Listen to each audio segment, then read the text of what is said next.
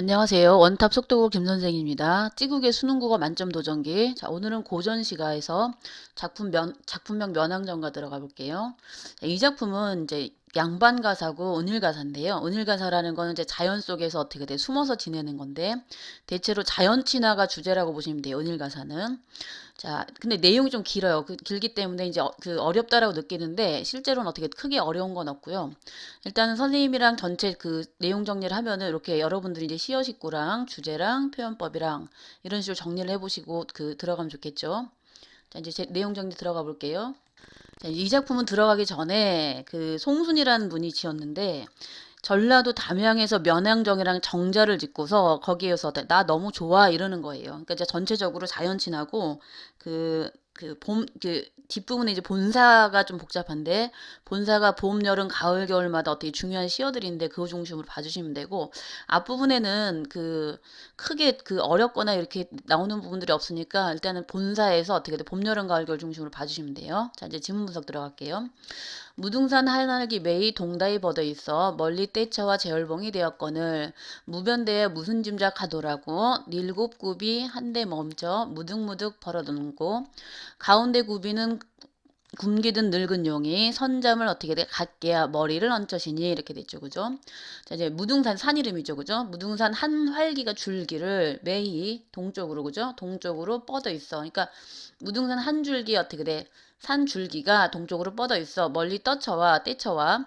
그러니까 이제 여러 가지 봉우리가 산의 줄기가 여러 가지가 있는데 그 중에 여러 가지 중에 제월봉이 하나 어떻게 떨어져 나왔다는 얘기예요. 그러니까 제월봉이 무등산으로부터 어떻게 뻗어져 나와있다. 그러니까 제월봉의 지리적 권원을 밝힌다는 얘기가 되는 거고요. 자, 무변대야가 끝없이 넓은 들판인데 자, 이제 이거는 내용이 복잡하기 때문에 이렇게 선생님 단어를 미리 여기다 다 정리를 해놨으니까 들으시면서 어떻게 참고하시면 돼요. 무변대야 끝없이 넓은 들판에 무슨 생각, 그죠? 짐작 생각하느라고 자, 일곱 구비가 한데 뭉쳐, 그죠? 뭉쳐. 자, 무득무득이 어떻게 돼? 우뚝우뚝 버려놓은 듯.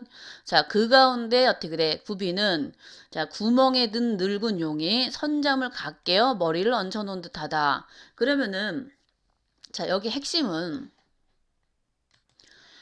제월봉인데요. 끝없이 넓은 들판에 무슨 짐작한다라는 건 어떻게 돼? 짐작하는 건 생각하는 것 주체가 제월봉이 되겠죠. 그러니까 여기서 제월봉이라는 봉우리가 무슨 짐작을 하느라고 이렇게 돼 있으니까 의인화가 된 거죠. 의인법이 쓰였고. 자, 일곱 구비 가운데 어떻게 돼? 한데 뭉쳐 놓은 듯한데 그 가운데 마치 어떻게 돼? 산봉우리 모습이 늙은 용의 선잠을 갖게어서 어떻게 돼? 머리를 이렇게 턱 얹혀 놓은 듯하다 이런 의미가 되는 거예요. 그럼 제월봉이 어떻게 돼? 모양, 형세를 얘기하는 거고요. 자, 그럼 여기서는 어떻게 돼? 무변대에 무슨 생각하더라고 주체는 제월봉이다. 의인법 쓰였다. 이거 알고 가시면 되고요. 이제 그 다음 볼게요. 너럭바위 위에 송죽을 해여고 정자에 얹혀시니 구름탄 청하기 천리를 가리라 두 날에 버려난 듯 옥천산 용천산 날인물이 정자 넓은 들에 올롤이 퍼진 듯이 넓거든 기노라 푸르거든 희지 마라 이렇게 됐죠. 그죠? 자, 너른 바위 그죠? 넓고 평평한 바위 위에 송죽이 소나무 대나무죠. 그죠? 해치고 정자 위에 어떻게 돼? 앉아 누웠으니 누가? 면왕정이. 자, 정자가 그죠? 구름탄 청하기 천리를 가려고 두 날개를 어떻게 펼쳐놓은 듯 하구나. 그럼 마치 면왕정의 모습이 구름탄 어떻게 청아과 같다는 얘기예요. 그러니까 하기외에 구름을 타고 둥둥 떠다니는데 면왕정이 높은 산에 있으니까 완전히 어떻게 그 모습 자체가 뭐야? 구름탄 청하의 모습 같다 이런 얘기가 되는 거고요. 근데 이제 면왕정의 모습을 마치 어떻게 먼 길을 가려고 두 날개를 펼치는 청하게 비유한 거니까 이거 운이법이 되는 거고요. 그 다음에 이제 날개는 어떻게 돼? 두 날개는 당연히 어떻게 면왕정의 지붕 그죠? 얘기하는 거고.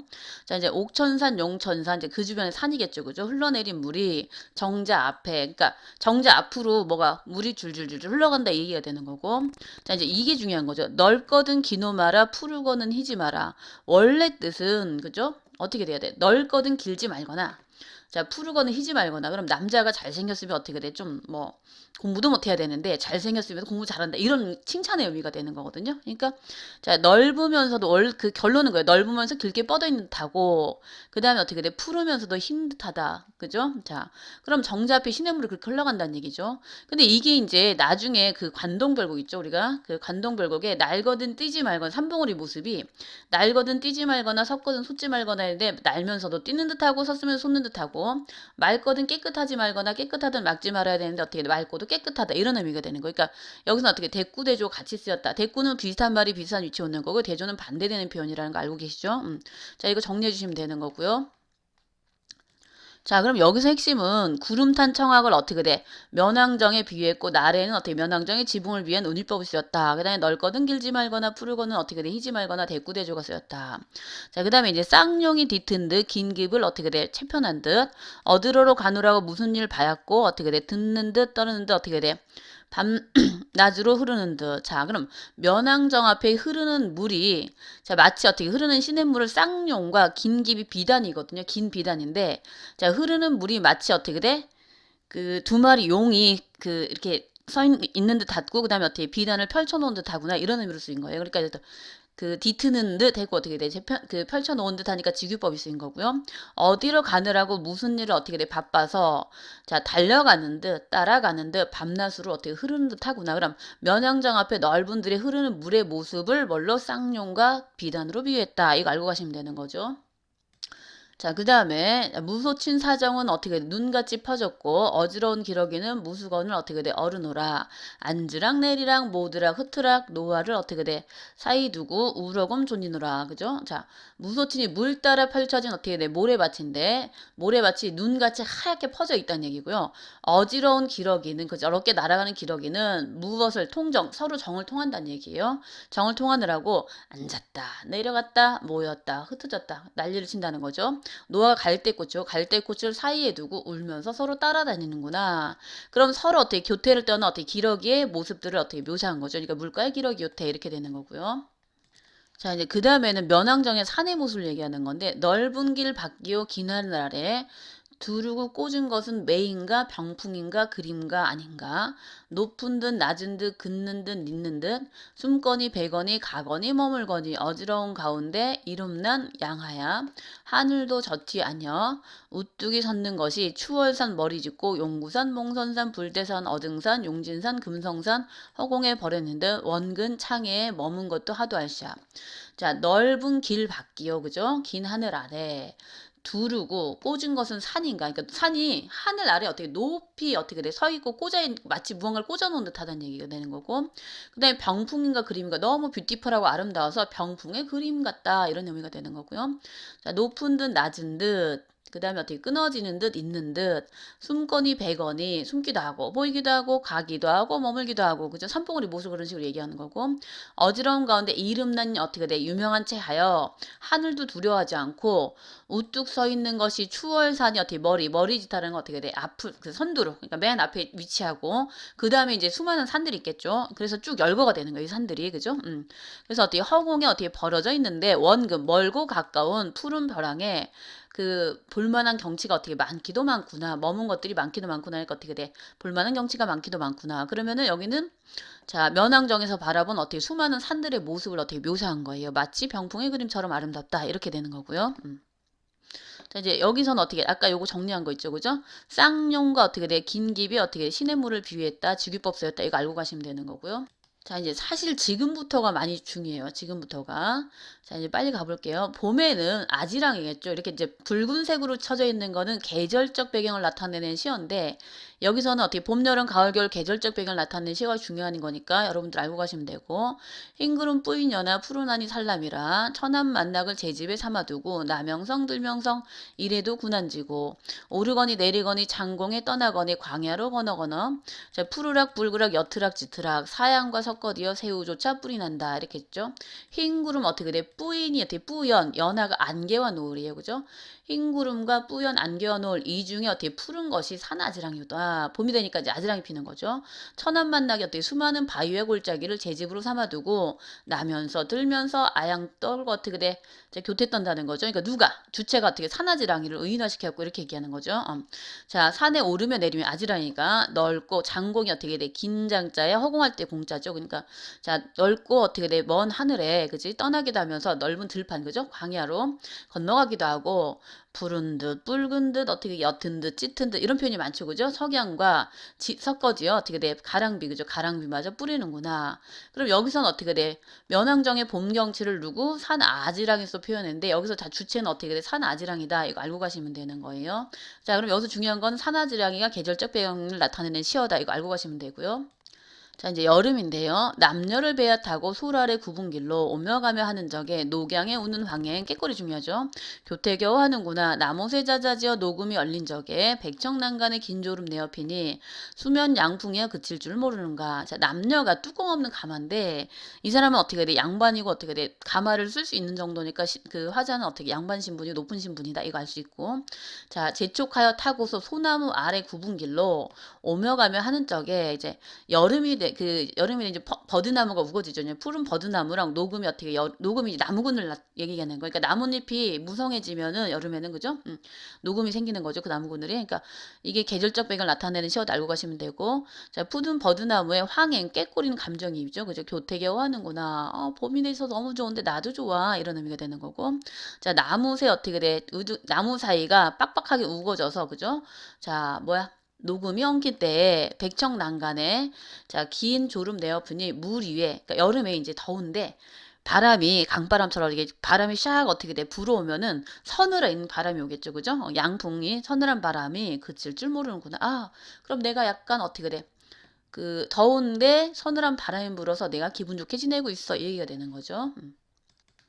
자, 이제 가을 볼게요. 가을 준설이죠. 설이 이제 가을에 내리는 거니까 이것도 계절적 변을 나타내는 시어고, 준설이 빠진 후에 산빛이 금수로다. 황후는 또 어찌할 만경에 퍼거디요. 자, 어적도 흥을겨워 어떻게 달을 따라 분이 난다. 이랬죠, 그죠? 자, 된설이가 거친 후에 산빛이 금수. 그러니까 금수가 어떻게 수놓은 비단인데, 비단은 울긋불긋 색이 많잖아요, 그죠? 그러니까 마치 단풍 든 산을 수놓은 비단처럼 표현한 거예요. 그러니까 여기서는 은유법이 되는 거죠.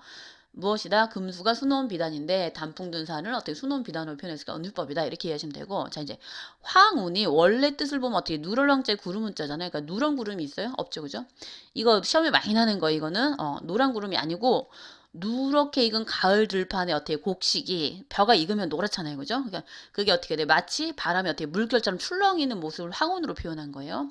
그래서 이제 누렇게 익은 곡식이 어떻게 돼? 그 만경창파가 워낙 파도거든요. 근데 이제 마치 어떻게 돼? 물결처럼 퍼져 있다. 이런 의미가 되는 거예요. 그래서 곡식은 또 어찌 넓은 들에 퍼져 있는 거. 어부의 피리 소리가 흥을겨워 달을 따라 어떻게 돼? 부는 것인가? 그럼 어떻게 돼? 나도 흥겨운데 어부의 피리 소리도 흥겹네? 그러면서 감정이입이 되는 거죠. 이 사람은 지금 전체적으로 흥이 많은 거예요. 신나는 거.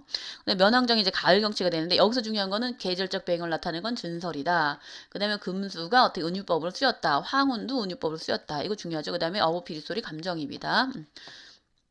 자, 이제 겨울인데, 겨울에 이제 눈이 오면은 그 모습이 굉장히 뷰티풀하고 아름답죠, 그죠? 근데 이제 초목, 풀과 나무가 다진 후에 강산이 눈에 묻혀 있는데, 자, 조물주가 야단스러워 빙설, 그죠? 눈으로 얼음 빙자에 눈설자죠. 얼음과 눈으로 꾸며내니 경국요대 옥해은산이 안저에 버려서라. 건곤도 어떻게 가음할자 간데마다 경이로다. 풀과 나무가 다 졌죠, 그죠? 근데 강산이 눈에 어떻게 되지? 눈에 묻혀서 조물주가 야단스러워. 그러니까 조물주의 솜씨가 야단스럽다는 건 그만큼 어떻게 돼? 경치가 뷰티풀하다 이런 얘기가 되는 거고요.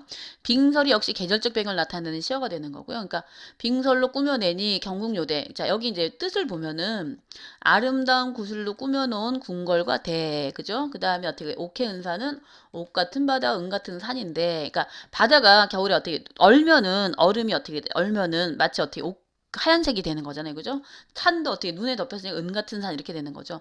그러니까 이제 이거는 뭐야? 아름다운 겨울 경치를 뭘로 경국요대 옥해운산으로 비유했기 때문에 은유법이 되면서 또 한편으로 아름답게 꾸몄다 해서 미화법이 되는 거예요. 자, 그 다음에 이제 안저가 어떻게 돼? 저가 아래 젖자잖아요. 그러니까 눈 아래 어떻게 펼쳐져 있구나. 건곤이 하늘과 땅이야. 그러니까 천지가 되는 거지. 하늘과 땅이 풍성하구나. 간 데마다 너무 아름다운 경치로구나. 이런 얘기가 되는 거죠. 자, 그러면 이제 본사가 여기까지인데 면왕장의 결경치가 되는 거예요. 근데 이제 여기 정리해주면은 계절감을 나타내는 시어는 봄엔 아지랑이, 여름엔 녹양, 녹음, 가을엔 진설이, 겨울엔 빙설이 되는 거고. 자, 감정입이 두 개나 있죠. 이런 거 중요하죠. 깨꼬리랑 어떻게 어부, 피리소리 이런 거 중요하고. 그다음에 이제 은유법이 좀 골고루 쓰였는데 금수, 수놓은 비단이 단풍 든 산을 얘기하는 거고, 황혼, 노랑구름이 누렇게 익은 곡식 물결, 경공료대 옥현산 아름다운 겨울경치를 나타냈다. 이렇게 보시면 되는 거죠. 자, 결사는 다른 동영상에서 또 정리를 해줄게요.